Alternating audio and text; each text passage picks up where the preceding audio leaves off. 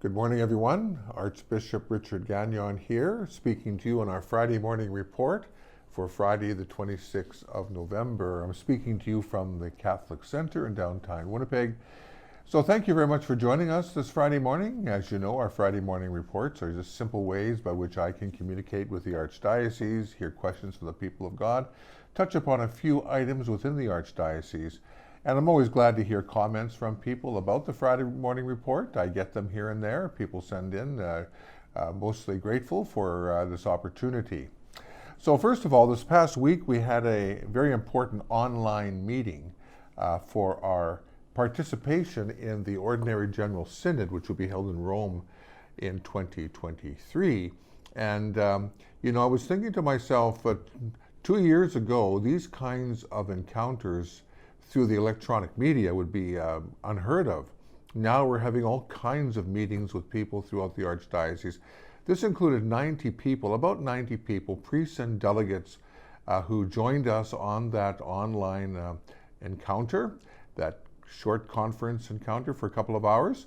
And we looked at certain questions that have come to us from the Office of the Synod in Rome, and we discussed them, and we have compiled a certain amount of feedback on the subject of synodality. And it was a great success, and I want to thank the organizers for that. It offers an opportunity for the Archdiocese to participate in that international synod on synodality called by Pope Francis, a 3-year process to come to a culmination in 2023. So I know that many of our people feel, and I do too to a certain extent, a certain sense of being rushed through this. And it's very true, because the window of opportunity to participate in this General Ordinary Synod is rather limited. And that's because it's a worldwide synod. Now, I have been on conference calls with different bishops around the world. I'm thinking now specifically of Australia, and Australia is kind of a step ahead of us for some reason. They've had a little more time to prepare for this. We always have to look at these exercises as an international exercise, and therefore the exact same framework doesn't fit everyone. But the Pope has done his very best to engage all the countries of the world in this 3-year process for the Ordinary General Synod. And so yes, it's a little rushed, but we do what we can under these circumstances. It's not a synod for the Archdiocese itself, it's our contribution to the international synod. And I thought this was an excellent opportunity last Saturday to do that. And the next step will be to have a certain number of listening sessions in parishes. And again, I realize that the time is a little bit rushed. We're hoping to complete these listening sessions, one for each parish if possible, by the end of January. And that will be compiled, and the information will be sent to the Western Conference of Catholic Bishops, and then sent on to the Episcopal Conference in Ottawa, and then on to Rome, and eventually will form part of the consultation for continents throughout the world as well. Now, I should say this, that our work on the Synod and on this particular project has been noticed by other provinces, and they've liked our approach. We do have a bit of experience with synods in the Archdiocese of Winnipeg, and we've been in consultation with other provinces as well as they begin to move into these plans as well. So thank you very much. It's not a perfect process, we realize that, but we do the best we can. In terms of the listening circles, listening sessions for parishes, once again, it's a matter of responding to the particular questions according to what the Holy Spirit is saying to us in our hearts. I'm holding here a copy of On the Way magazine, which we publish online. There's a certain number of hard copies as well, and this is published 4 times a year, something like that, and it does provide different themes. This copy is completely focused on, pretty well, on the question of synodality and listening, and you'll find various comments by people in the Archdiocese on that question. So I'm very grateful for the response in the Archdiocese so far to this important spiritual project. Also, this past Saturday, there was an important meeting for young people to hear about World Youth Day, which will be held in Lisbon in 2023. Now, no need to explain World Youth Day. I think we're very familiar with this.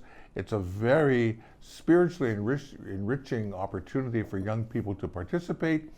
And the two archbishops, myself and Archbishop Gagnon, sent a message to that meeting at Mary, Mother of the Church, in the Archdiocese of Boniface, to the attendees of that meeting.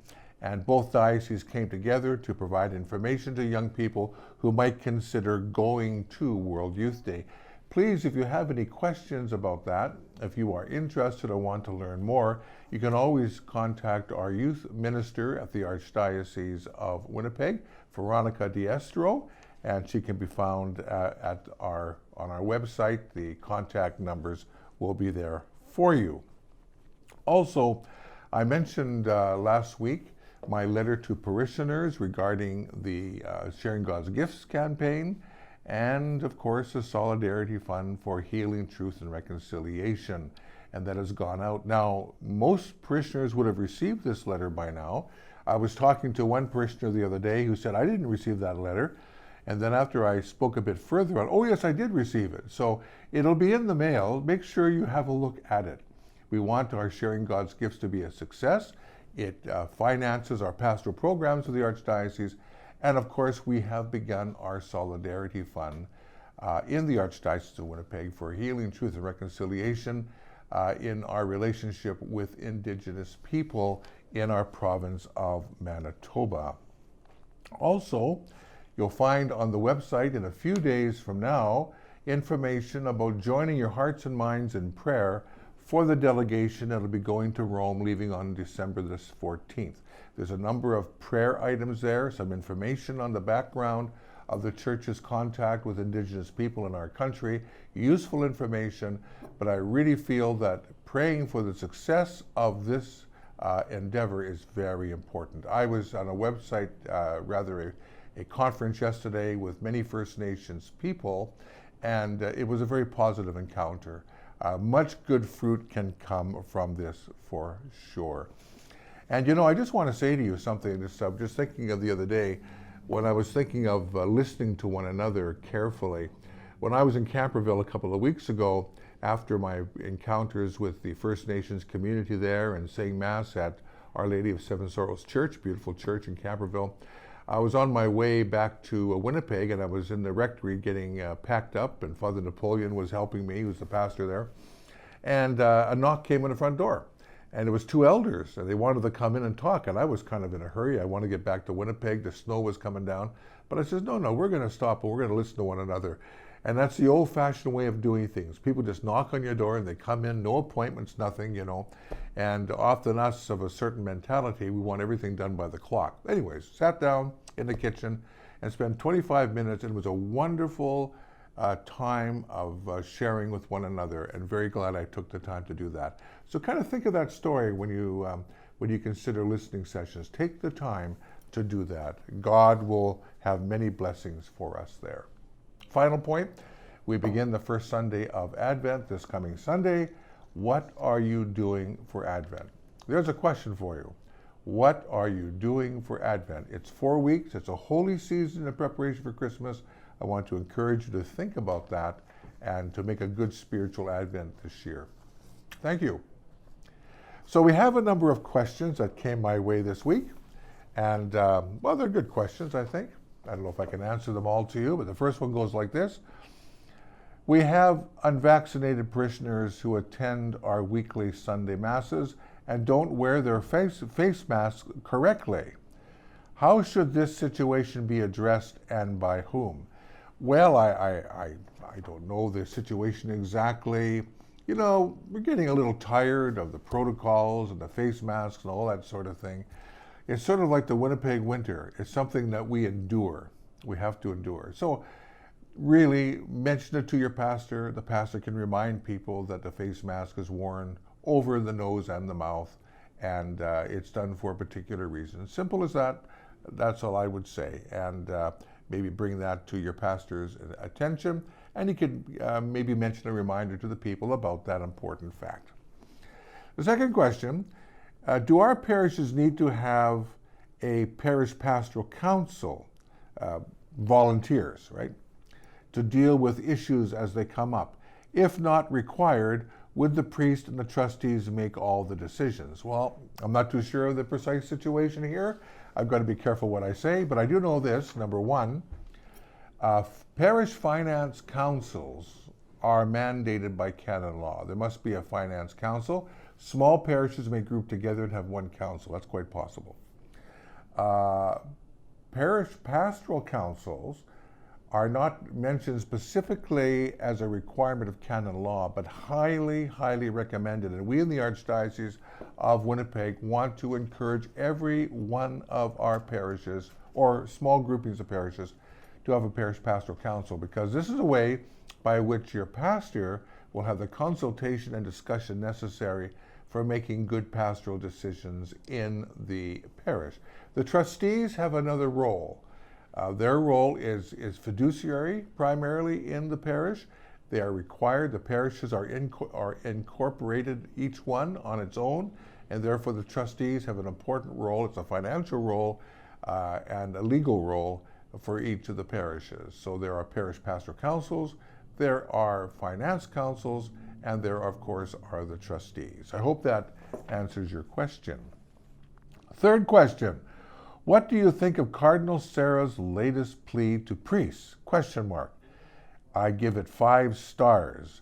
Well, this person here is very enthusiastic about Cardinal Sarah's book.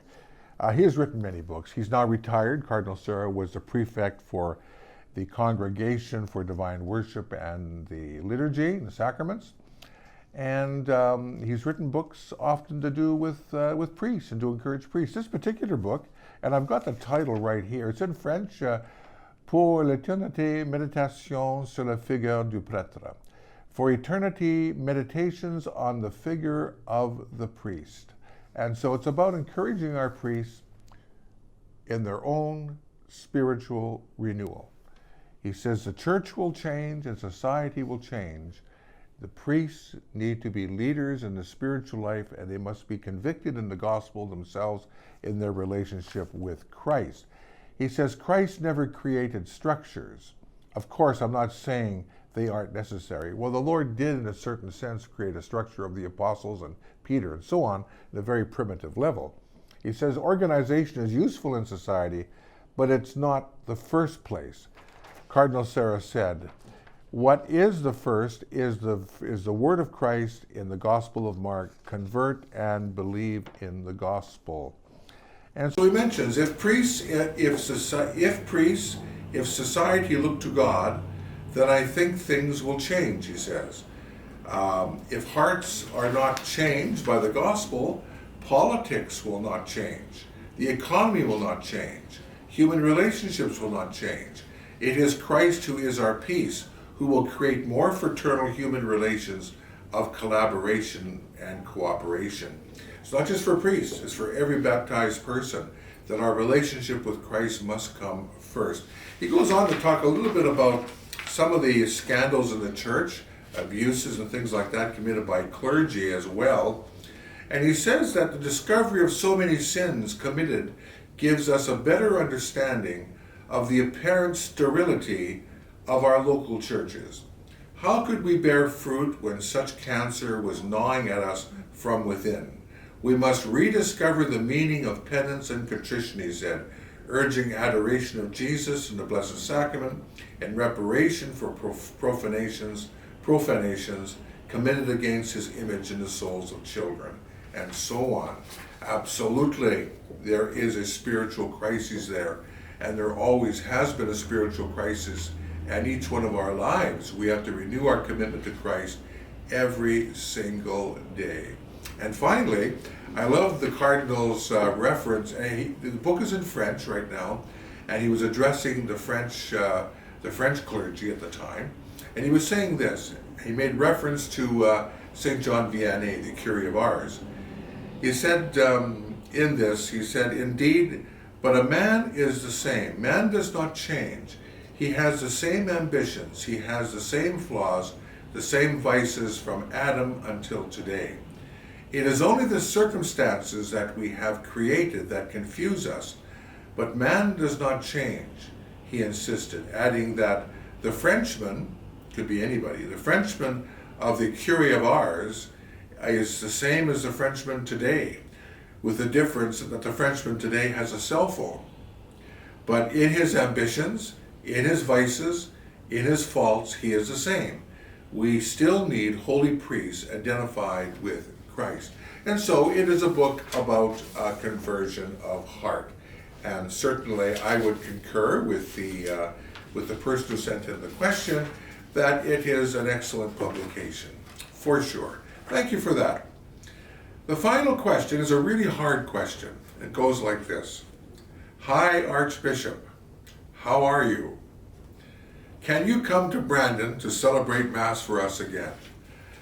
Of course I can come to Brandon, and I'd be happy to respond to an invitation to come. I was there fairly recently, and thank you very much. I am doing well, and I always enjoy visiting local churches. And if I do come in the near future, you might come over to me and say, I was the one who wrote that email to you. Thank you very much, my dear friends in Christ, for listening this morning.